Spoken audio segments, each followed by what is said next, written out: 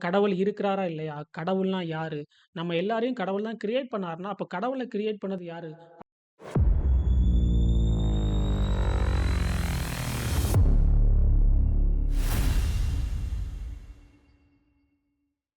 நம்ம பொறந்ததுலேருந்து ஒரு குறிப்பிட்ட கலாச்சாரத்தின்படி தான் நம்ம வளர்ந்துருப்போம். நமக்கு பிடிக்குதோ, பிடிக்கலையோ அந்த கலாச்சாரத்திலயும், நம்ம பொறந்த குடும்பத்திலயும் அவங்க என்ன விஷயங்கள ஃபாலோ பண்றாங்களோ, என்ன மதத்த ஃபாலோ பண்றாங்களோ, அதன்படி தான் நம்ம வளர்ந்துருப்போம். ஆனா ஒரு டைம்க்கு அப்புறம் நமக்கே சில கேள்விகள் வரும். கடவுள் இருக்கிறாரா இல்லையா? கடவுள்னா யாரு? நம்ம எல்லாரையும் கடவுள் தான் கிரியேட் பண்ணாருன்னா, அப்ப கடவுள கிரியேட் பண்ணது யாரு? அப்படின்னு சொல்லி நமக்கு சில கேள்விகள் வரும். அத பத்தி தான் இந்த வீடியோல நம்ம பார்க்க போறோம். ஃபர்ஸ்ட்டு கடவுள்னா என்ன? அப்படின்னு சொல்லி நம்ம பார்த்துருவோம். கடவுள் அப்படிங்கிற அந்த வார்த்தை வந்து ஒரு பெயர் கிடையாது. அது வந்து ஒரு டைட்டில். அது வந்து பெயர் கிடையாது. இப்போ செஃப் ஒருத்தர் இருக்கிறாருன்னா, அவருக்கு பேர் வேற. ஆனா, அவர் வந்து சமைக்கிறதுனால அவர செஃப் அப்படின்னு சொல்லுவோம். அதுமாரி கடவுள் அப்படின்னா கிரியேட்டர். அவர் வந்து இந்த ஹோல் யூனிவர்ஸையும் கிரியேட் பண்ணதுனால அவர வந்து கடவுள்னு சொல்றாங்க. ஸோ கடவுளுங்கிறது பெயர் கிடையாது. அது வந்து ஒரு டைட்டில் தான். ஆ ஸோ கடவுள் தான் இந்த யூனிவர்ஸ கிரியேட் பண்ணாரு அப்படின்னு சொல்லி நெறைய பேர் பிலீவ் பண்றாங்க. ஸோ அந்த பிலீவ் சிஸ்டம் பார்த்தோம்னா, இன்னைக்கு வந்து உலகத்தில நெறைய மக்கள் வந்து நெறைய விதமான கடவுள் நம்பிக்கை உடையவர்களா இருக்கிறாங்க. அதுல வந்து நம்ம முக்கியமா பார்த்தோம்னா, மோனோதெயிசம் அப்படின்னு சொல்லி ஒரு விஷயம் இருக்குது. ஸோ அந்த மோனோதெயிசம் வந்து பிலீவ் பண்றாங்க என்னன்னா, ஒரே ஒரு கடவுள் அதாவது மோனோனா ஒன்லி ஒன் காட் அப்படிங்கிறத பிலீவ் பண்ற ஒரு மக்கள் இருக்கிறாங்க. அவங்க என்ன பிலீவ் பண்றாங்கன்னா, கடவுள்ங்கிறது ஒரே ஒருத்தர் தான். அவர் வந்து அவர தொழுது கொள்ளணும், அவர வொர்ஷிப் பண்ணணும் அப்படிங்கிறதுக்காக தான் நம்மள கிரியேட் பண்ணியிருக்கிறாரு அப்படின்னு சொல்லி அவங்க பிலீவ் பண்றாங்க. இன்னொன்னு வந்து பாலிதெயிசம். இந்த பாலிதெயிசம் என்னன்னா, நெறைய, பல பாலி அப்டின்னா நெறைய அப்டி சொல்லி அர்த்தம். ஸோ அவங்க வந்து நெறைய கடவுள் இருக்காங்க. ஒவ்வொருத்தரும் ஒவ்வொரு வேலைய பார்த்துட்டு இருக்காங்க அப்டின்னு சொல்லி அர்த்தம். ஸோ இப்போ வந்து அவங்களுடைய ஒவ்வொரு தேவைக்கும் ஒவ்வொரு கடவுள்ட்ட போய் அவங்க வேண்டுவாங்க. ரிலேஷன்ஷிப்னா ஒரு காடு, இல்லன்னா மணி அப்டின்னா ஒரு காடு, படிப்புக்கு ஒரு காடுன்னு சொல்லி, ஸோ நெறைய விதமான கடவுள் இருக்காங்க. ஸோ அது வந்து அவங்களுடைய நம்பிக்கை வந்து நெறைய விதமான கடவுள் இருக்கனால, அது வந்து பாலிதெயிசமா இருக்குது. ஸோ இப்படிப்பட்ட நம்பிக்கை உள்ளவங்களும் இருக்கிறாங்க. இன்னொன்னு வந்து கிளாசிக்கல் தெயிசம் அப்படிங்கிற ஒரு குரூப் இருக்கு. ஸோ இந்த கிளாசிக்கல் தெயிசம் அப்படிங்கிறவங்க வந்து அவங்க பெருசா எதுவும் பிலீவ் பண்ண மாட்டாங்க. கடவுள் இருக்கிறாரு அப்படிங்கிறத மட்டும் அவங்க இருப்பாங்க. இன்னொன்னு ஆட்டோ தெயிசம். இந்த ஆட்டோ தெயிசம்னா என்னன்னா, அவங்க என்ன பிலீவ் பண்றாங்கன்னா, கடவுள் அப்படிங்கிற ஒரு பெர்சன அவங்க பிலீவ் பண்ணல. ஸோ நம்மளுக்கு மேல ஒரு எனர்ஜி இருக்கு. கடவுள்னா அவங்கள வந்து ஒரு டிவினிட்டி, ஒரு தெய்வீகம், ஒரு எனர்ஜி அப்படின்னு சொல்லி அவங்க பிலீவ் பண்றாங்க. நம்ம வந்து நெறைய விஷயங்கள என்ன கண்ட்ரோல் பண்ணி நம்ம வாழும்போது, நம்முடைய ஆசைகள் எல்லாம் அடக்கி நம்ம வாழும்போது, அந்த ஒரு கடவுள் நிலையை அடையலாம் அப்படின்னு சொல்லிட்டு ஒரு நம்பிக்கையில இருக்கிறாங்க. ஸோ இது வந்து ஆட்டோ தெயிசம். அதுக்கப்புறம் பார்த்தோன்னா, பேன்தீயிசம். இந்த பேன்தீயிசம் அப்படிங்கிறவங்க என்ன நம்பிக்கையில இருக்கிறாங்கன்னா, இந்த யூனிவர்ஸ் தான் காட். இந்த காஸ்மோஸ் இருக்கு பாருங்க. இந்த இந்த காஸ்மோஸ் தான் காடு. நம்ம பார்க்குற எல்லா விஷயமுமே கடவுள் அப்படின்னு சொல்லி நம்புறாங்க. அவங்க பார்க்குறது எல்லாமே கடவுள் அப்படின்னு சொல்லி, அந்த அந்த ஒரு பிலீஃப் சிஸ்டம்ல இருக்கிறாங்க. இன்னொன்னு நம்ம பார்த்தோம்னா, ஏத்தியிசம். இந்த ஏத்தியிசம்ல இருக்கவங்க வந்து அவங்க கடவுளே இல்ல. சயின்ஸ் தான் முக்கியமான ஒரு விஷயம். சயின்ஸ் அதாவது இந்த பிக் பேங் அப்படிங்கிற ஒரு விஷயத்து மூலமா தான், அந்த ஒரு பெருவெடிப்பு, அந்த ஒரு விஷயம் நடந்ததுனால தான் இவ்வளோ பெரிய யூனிவர்ஸ் கிரியேட் ஆச்சு. அதுக்கு முன்னாடி கடவுள்லாம் யாரும் இல்ல அப்படின்னு சொல்லி நம்புவாங்க. அவங்களுக்கு வந்து கடவுள் நம்பிக்கையே கிடையாது. அவங்க சயின்ஸ மட்டும் தான் பிலீவ் பண்றாங்க. ஸோ அவங்க தான் ஏத்திஸ்ட். ஸோ இந்த மாரி இன்னும் நெறைய கடவுள் நம்பிக்கை உள்ளவங்க இருக்கிறாங்க. இன்னும் ஏகப்பட்டது இந்த மாரி நம்ம சொல்லிக்கிட்டே போலாம். அந்த அளவுக்கு நெறைய விஷயங்கள் இருக்குது. ஆ ஸோ இதுல எதுதான் உண்மை அப்படின்னு நம்ம பார்க்க போறோம்.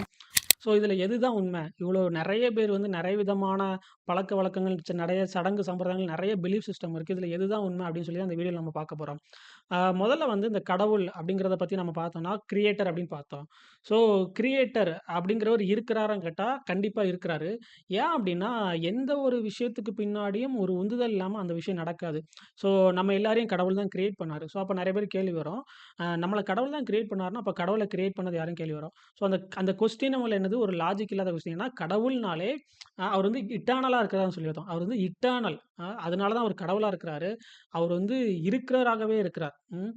அவர யாரும் கிரியேட் பண்ணாதனால தான் அவர் கடவுள். இது எப்படி அப்டின்னா, இன்னைக்கு நம்ம எல்லாருமே டைம் அப்படிங்கிற ஒரு ஃபேக்டருக்குள்ள இருக்கோம். இந்த டைம்குள்ள இருக்கிறதுனால தான் நமக்கு வந்து தொடக்கம்னு ஒண்ணு இருந்தா, முடிவுன்னு ஒண்ணு இருக்கும். அப்படிதானே?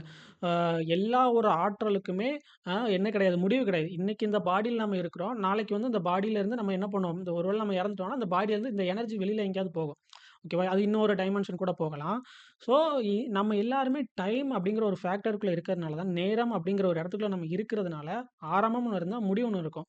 ஆனா, கடவுள் வந்து இந்த நேரம் அப்படிங்கிறதுக்கு வெளியில இருக்கிறார். ஸோ, இந்த டைம் அப்படின்னு ஒரு விஷயத்த உண்டாக்குனதே யாரு தான்? கடவுள் தான். ஸோ, அவருக்கு டைம்ங்கிறத அவர் தான் கிரியேட் பண்றாரு. ஸோ, டைம் கிரியேட் பண்ணும்போது, அவர் டைம்க்கு வெளியில இருக்கிறாரு. அவர் இட்டர்னலா இருக்கிறாரு. இட்டர்னிட்டி அப்படிங்கிற ஒரு இடத்துல இருக்கனால, அங்க வந்து தொடக்கமும் கிடையாது, முடிவும் கிடையாது. எக்ஸாம்பிளுக்கு வந்து, இப்போ நம்ம ஒரு கோடு போடுறோம்னா, அதுல தொடக்கம் இருக்கும், முடிவு இருக்கும். ஆனா, ஒரு பால் எடுத்துட்டோம்னா, அந்த பால் அந்த பால்ல வந்து எங்க தொடங்கி, எங்க முடிவு இருக்குன்னு சொல்லி நம்ம கண்டுபிடிக்கவே முடியாது. அப்படித்தானே? அதுல வந்து இப்போ நம்ம பூமி இருக்கு. பூமி வந்து உருண்டையா இருக்கு. அந்த பூமியில வந்து நம்ம எது தொடக்க புள்ளி, எது இறுதி புள்ளின்னு நம்மளால சொல்லவே முடியாது. ஸோ அந்த மாரி தான் கடவுள். கடவுளுக்கு வந்து தொடக்கமும் கிடையாது, முடிவும் கிடையாது. அவர் இட்டர்னலா இருக்கிறாரு. இப்போ வந்து நம்ம பிரெயின் வந்து ஒரு சிஸ்டம்ல ஒர்க் பண்ணிட்டு இருக்கு. ஸோ அந்த சிஸ்டம் படி நம்ம வந்து அந்த கான்ஷியஸ்க்கு நம்ம புரிய வைக்கணும்னா, அ சில விஷயங்கள் நமக்கு ஒரு ப்ரூஃப் மாரி ஒண்ணு தேவைப்படுது. அதுதானே. அதனால தான் இன்னைக்கு வந்து நம்மளால என்ன பண்ண முடியல, கடவுள நம்மளால அ கண்டுபிடிக்க முடியல. கடவுள நம்மளால பார்க்கவும் முடியல. ஸோ கடவுள நம்ம பார்க்கணும், கடவுள நம்ம தெரிஞ்சுக்கணும் அப்டின்னா, அதுக்கு ஒரே ஒரு விஷயம் தான். எப்படி நம்ம பார்க்கறது வந்து ஒரு சென்ஸ். அதுதான் நம்ம கேட்கறது வந்து ஒரு சென்ஸ். அதே மாதிரி கடவுள நம்ம தெரிஞ்சுக்கணும்னா, அதுக்கு ஒரு சென்ஸ் இருக்கு. அதுக்கு தான் ஃபெய்த் அப்டின்னு சொல்லுவாங்க. ஸோ ஃபெய்த் இருந்தா மட்டும் தான் நம்ம என்ன பண்ண முடியும்? கடவுள நம்ம வந்து பார்க்க முடியும். ஃபெய்த் இல்லாம நம்ம வந்து கடவுள்கிட்டயே நம்ம போக முடியாது. ஸோ கடவுள வந்து Googleலயோ, Facebookலயோ இல்ல Instagramலயோ என்ன பண்ண முடியாது? சர்ச் பண்ணி பார்க்க முடியாது. ஸோ கடவுள நம்ம பார்க்கணும்னா, ஃபெய்த்ன்னு ஒரு விஷயம் நமக்கு முதல்ல வேணும். ஸோ அந்த ஃபெய்த்தோட இருந்தா மட்டும் தான் கடவுள பார்க்க முடியும்.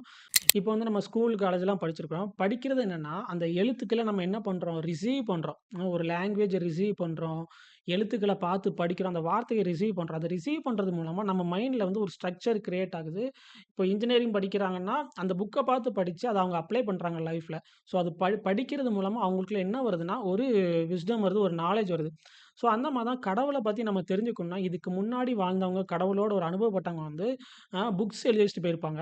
ஸோ அந்த புக்ஸ படிக்கிறது மூலமா தான் நமக்கு என்ன வரும்? அந்த கடவுள பத்தின ஒரு நாலேட்ஜ் வரும். ஸோ அப்படி வந்து நான் வந்து இன்னைக்கு பேச போறது வந்து பைபிள் பத்தி. ஸோ நான் வந்து பைபிள் படிச்சு தான் நான் என்ன பண்ணிட்டேன், கடவுள பத்தி எனக்கு தெரிஞ்சுக்க முடிஞ்சுச்சு. ஸோ அத பத்தி தான் இன்னைக்கு உங்க கூட நான் ஷேர் பண்ண போறேன். ஸோ கடவுள்னா ஃபர்ஸ்ட்டு யாரு? அவர் வந்து ஒரு காடா? இல்ல பல கடவுளா? அப்படின்னு நம்ம பார்த்தோம்னா, ஆதியாகமம் 1வது அதிகாரத்தில போட்டிருக்குது. ஆதி ஆதியிலே தேவன் வானத்தையும் பூமியும் சிருஷ்டித்தார் அப்படின்னு சொல்லி போட்டிருக்கு. ஸோ இந்த இடத்துல தேவன் அப்படிங்கிற வார்த்தைய அவங்க மென்ஷன் பண்றாங்க. அப்புறம் பூமியானது ஒழுங்கின்மையும் வெறுமையுமா இருந்தது. ஜலத்தின் மேல் பரிசுத்த ஆவியானவர் அசைவாடிக் கொண்டிருந்தார் அப்படின்னு சொல்லி போட்டிருக்காங்க. ஸோ தேவன் ஒருத்தர் இருக்கிறாரு. இன்னொன்னு ஆவியானவர் அப்படின்னு சொல்லி இன்னொருத்தர் இருக்கிறாரு. ஸோ அப்புறம் அந்த இடத்துல தேவன் என்ன பண்றாருன்னா, வெளிச்சம் உண்டாக கடவுது அப்படின்னு சொல்லி பேசுறாரு. ஸோ பேசின உடனே என்ன ஆகுதுன்னா, அந்த இடத்துல வெளிச்சம் உண்டாகுது. ஸோ இந்த இடத்துல நம்ம வந்து 2 பேர் தான் இருக்காங்கன்னு நம்ம நினைப்போம். தேவன் ஒருத்தர், இன்னொன்னு பரிசுத்த ஆவின்னு சொல்லி நம்ம நினைப்போம். ஆனா, அதுல 3வது இன்னொருத்தர் இருக்கிறாரு. அவர் தான் யாருன்னா வார்த்தை. வார்த்தை அப்படிங்கிறது வந்து கிரியேஷன் கிடையாது. வார்த்தை வந்து கிரியேட் பண்ணப்பட்ட ஒரு விஷயம் கிடையாது. எல்லாத்தையும் கிரியேட் பண்ற விஷயம் தான் வார்த்தை. ஸோ அதுவும் ஒரு கிரியேட்டர் தான். வார்த்தையும் ஒரு கிரியேட்டர் தான். அது கிரியேட் பண்ணப்பட்ட ஒரு சிருஷ்டி கிடையாது. அது கிரியேஷனா இருக்குமா ஒரு விஷயத்த கிரியேட் பண்ற ஒரு விஷயமா இருக்குது. அதுதான் யோவான்லயும் எழுதியிருக்கிறாங்க. யோவான் 1வது அதிகாரத்துல, "ஆதியிலே வார்த்தை இருந்தது.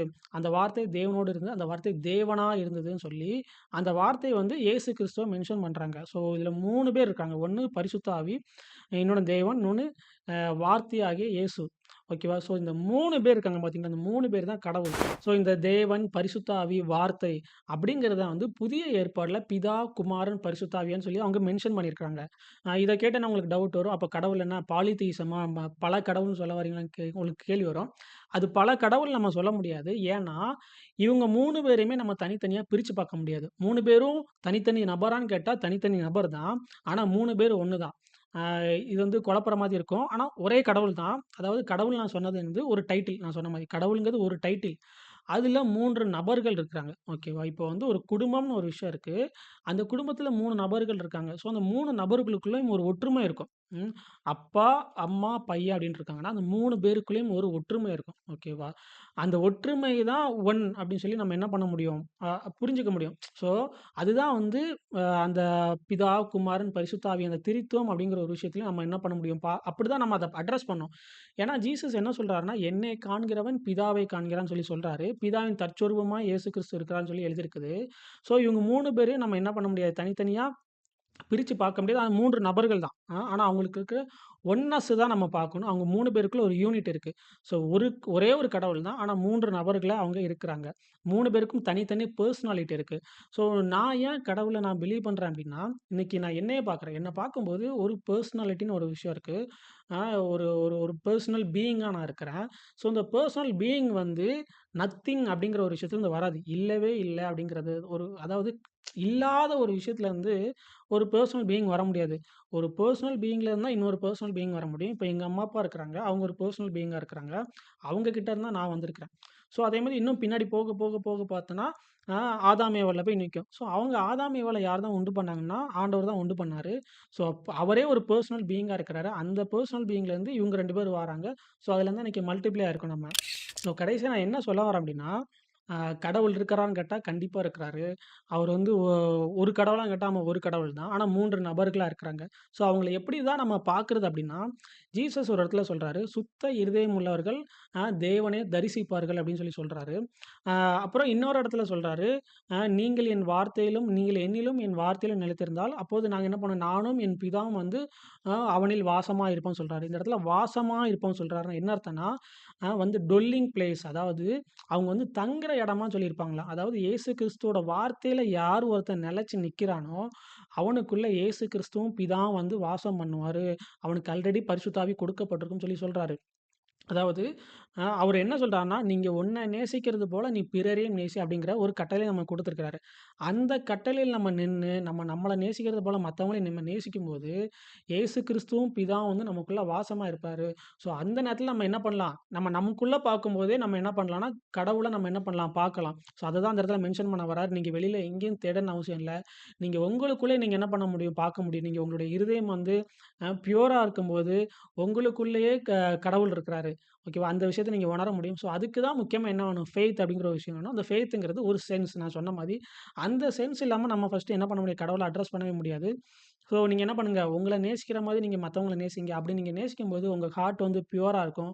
அ இருதயத்தில சுத்தம் உள்ளவங்களே வந்து தேவனை தரிசிப்பார்கள். ஸோ நீங்க வந்து கண்டிப்பா கடவுள நீங்க பார்க்கலாம்.